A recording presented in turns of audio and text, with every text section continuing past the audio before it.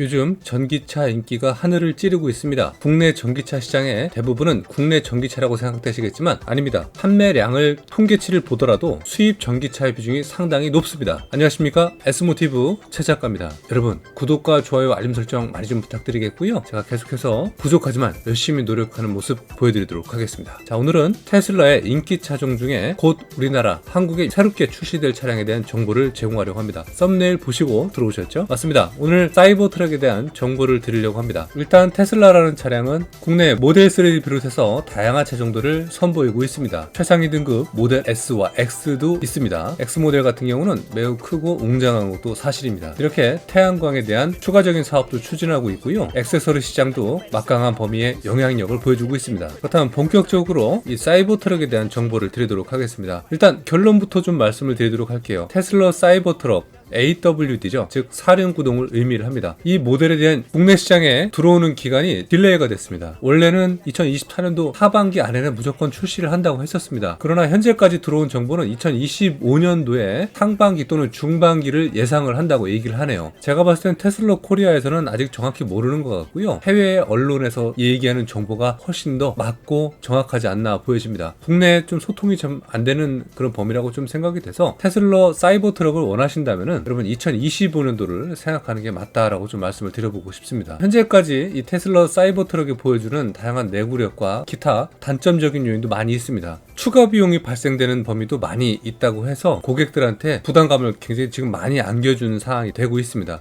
2025년도에 고객한테 인도가 된다는 사실은 일단 확실하니까 그 점은 참고를 하시는 게 좋지 않을까 보여집니다. 테슬라의 이 사이버 트럭은요, 2019년도 11월 21일에 테슬라에서 공개를 한 풀사이즈 전기 픽업 트럭입니다. 화물 세금을 내시면 됩니다. 계속된 연속으로 출시 기간이 연기가 되면서 2024년도 11월에 일단 우리나라를 제외하고 미국과 일부 국가에서는 2024년도 11월에 인도를 시작을 했습니다. 일부 수량에 대한 범위를 계약서 그리고 약정에 대한 근거를 기반으로 인도를 했습니다. 양도를 하지 않는 조건, 매우 특이한 조건이 되겠고, 일단 한번 구입한 고객은 일정 기간까지는 일단 보유하거나 운행을 하는 것을 약속을 받고 대량 생산 이전까지는 계약 기간이라고 들었습니다. 일단 지금 보셔도 정말 사이버틱합니다. 그래서 사이버 트럭이라는 의미를 가지고 있고, 이 차량이 국내 출시가 되면은 국내에 인기 많았던 픽업 차량들의 정말 메인 1위급 범위에 속하는 차량이라고 좀 보여집니다. 하지만 이 차량이 좀 문제가 되는 범위도 좀 있습니다. 일단 외형에 대한 범위는 충격에 대해서 찌그러짐, 그리고 손상, 긁힘, 녹슨 이런 것들이 강화됐다고 하는데 녹 발생이 이루어지고 있다고 합니다. 특정된 바디 패널의 부식에 대한 문제점이 굉장히 이슈로 지금 언급이 되고 있고, 인도받았던 해외 사례는 2023년도 11월에 인도를 받고 12월쯤 됐을 때, 약 한 달쯤 됐을 때 이 스테인레스 차체에 금속 파편이나 탄소 입자에서 함유된 이 성분들이 빗물에 노출이 되면서 약간 부식에 대한 느낌으로 차체 외장이 좀 변화되고 있다라는 걸 이야기를 했습니다. 그래서 이것을 요청을 하니까 굉장히 교체 비용도 비싸고 부품 수급도 어렵고 심지어는 1년을 기다리라 이런 얘기까지 나왔다라는 것을 핫 이슈로 내용도 있었습니다. 또 추가적으로 다양한 충돌 테스트 이런 것들을 많이 했을 때 차체는 안전하나 보행자 입장,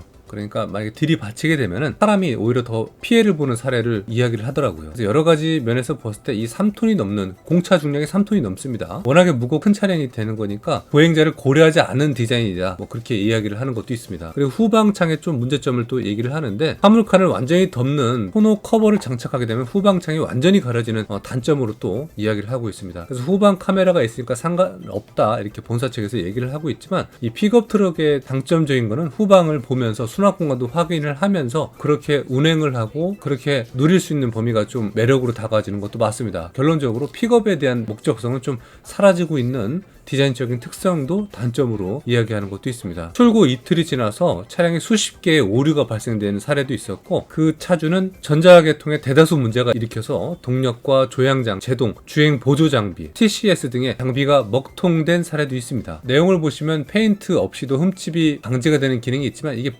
자체적으로 부식되는 느낌을 또 오래 시간이 지나니까 표현을 한다고 합니다. 제가 봤을 때는 알루미늄이, 저도 알루미늄 작품을 만드는 사람으로서 약간 문제가 되는 것도 있거든요. 그래서 출고된 고객들은 여기다가 약간 식초 성향을 묻혀갖고 크롬 느낌의 외형을 좀 바꾸는 분도 계시고 래핑 하시는 분도 계시고 그러더라고요. 해외 사례는. 이렇게 외부에 공이 날라와도 그리고 이런 파편이 날라와도 외장이 보호되는 어떤 범위가 있다고 하는데, 그래서 일부 범위에서는 아직 100% 완벽한 차량은 없다라는 걸 영상으로 또는 사진으로 공개된 적도 있습니다. 다양한 산업군에서 이렇게 사용할 수 있는 범위도 있는데, 이 친구는 헤드라이트의 함몰부 이물질 유입에 대한 것도 언급을 한 적이 있습니다. KG 모빌리티 토레스가 그런 면모도 있었는데, 그거는 디자인적으로 어쩔 수가 없는 것 같고, 그 범위도 좀 문제점으로 얘기하는 것도 있었습니다. 그리고 또 좀 가장 치명적인 결합이라고 해야겠죠. 가속 페달 커버가 조립 불량으로 인해서 분리가 되는 현상이 일어난다고 합니다.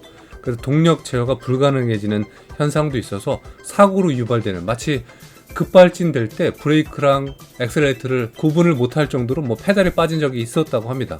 일부 이런 문제가 있어서 생산 잠시 중단됐던 사건도 있었고, 현재 다양한 상술 문제들로 인해서 가속 페달 결함을 가장 한 이슈로 보면서 2024년도 4월 14일경에 테슬라가 사이버 트럭 생산을 약 일주일간 중단한 적도 있다고 합니다. 생산분 전체를 리콜을 하고 2023년도 11월 13일부터 2024년도 4월 4일까지 생산된 차량 기준이 3,878대입니다. 전량 리콜을 한 그런 사례가 있습니다. 다양한 활용성이 가능한 범위를 이렇게 사진으로도 보여주고 있고요. 적재 공간의 다양성 또한 가지고 있는 차량은 맞습니다. 보관이 또 용이하고요. 광활한 대자연과도 마치 영화 속의 한 장면을 보는 듯한 그런 재밌는 모습도 보이기도 합니다. 중국의 둥펑이라는 회사에서 이트럭이라는 카피 차량을 내놔서 에피소드로도 언급된 적이 있습니다. 테슬라의 사이버 트럭하고 비슷하게 만든 적이 있었거든요. 전력이 워낙 안정적이고 탄탄하기 때문에 11.5kWh의 전력을 가정에 직접 공급해서 조명을 사용할 수 있는 그런 범위도 보여주는 막강한 차량이기도 합니다. 통합 120V 및 240V의 콘센트를 통해서 사용을 할 수 있는 범위도 됩니다. 테슬라 사이버 트럭의 경쟁 차종으로는 GMC의 허머 EV, 시에라 EV, 쉐보레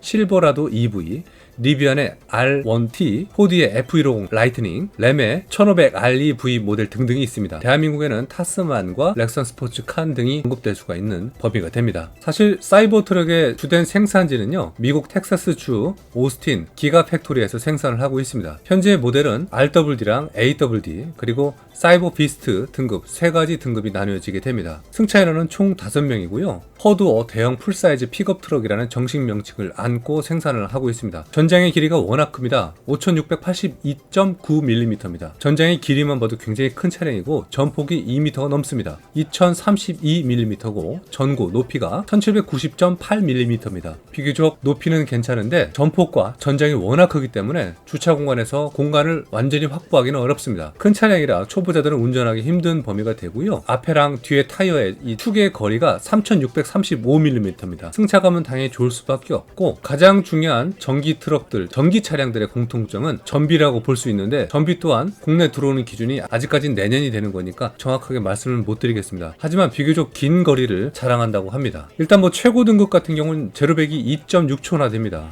일반적인 스탠다드 모델은 6.5초. 6.5초만 해도 굉장히 빠른 거거든요. 가운데 등급 같은 경우는 4.1초를 보여주고 있고요. 구동 방식은 싱글 RWD 방식과 듀얼 AWD 방식을 가지고 있습니다. 승차감에 대해서 궁금한 점이 많이 좀 계실 텐데, 전류는 WC1 서스펜션이고요. 후륜은 멀티링크 서스펜션입니다. 보강되고 강화된 멀티링크이기 때문에 적재 중량이 높아도 승차감은 보장한다는 얘기가 되는 것이죠. 전륜과 후륜의 제동 장치는 동일합니다. 벤틸레이티드 디스크 브레이크를 사용하고 있고요. 사실 2012년도 7월 31일 날 일론 머스크가 테슬라업 전통의 픽업 트럭을 만들고 싶다는 이야기에서부터 시작이 돼서 2019년도 3월에 모델 Y를 공개한 행사에서 이 사이버 트럭을 일부 이미지를 공개를 했습니다. 그로부터 9월 달에 일론 머스크가 사이버 트럭 테슬라 최고의 제품일 것이라고 언급을 하고 11월 6일 날 2019년도 11월 6일 날 사이버 트럭을 미국 특허청에 등록을 했고, 2019년 11월 21일 날 로스앤젤레스 스페이스 X 본사에서 테슬라의 사이버 트럭을 발표를 했습니다. 그 후로 지금까지 상당한 인기를 얻고 있고, 저 또한 개인적으로 몹시 탐내는 모델이기도 합니다. 뒤에 보시면 이렇게 디스플레이도 들어가 있고 굉장히 웅장하고 정말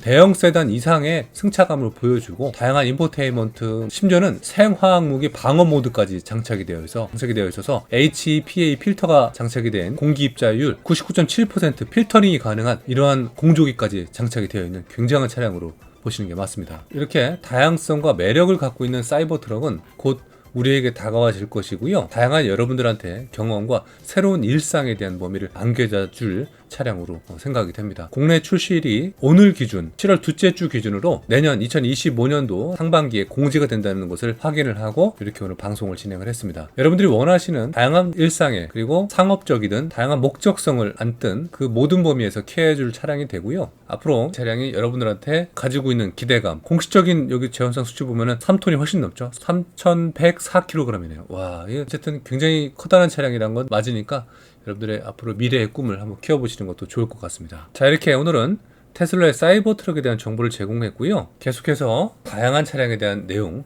열심히 준비해서 제공하도록 하겠습니다. 여러분 부족하더라도 구독과 좋아요, 알림 설정 좀 부탁드리도록 하겠고요. 다음 시간에 또 뵙도록 하겠습니다. 감사합니다.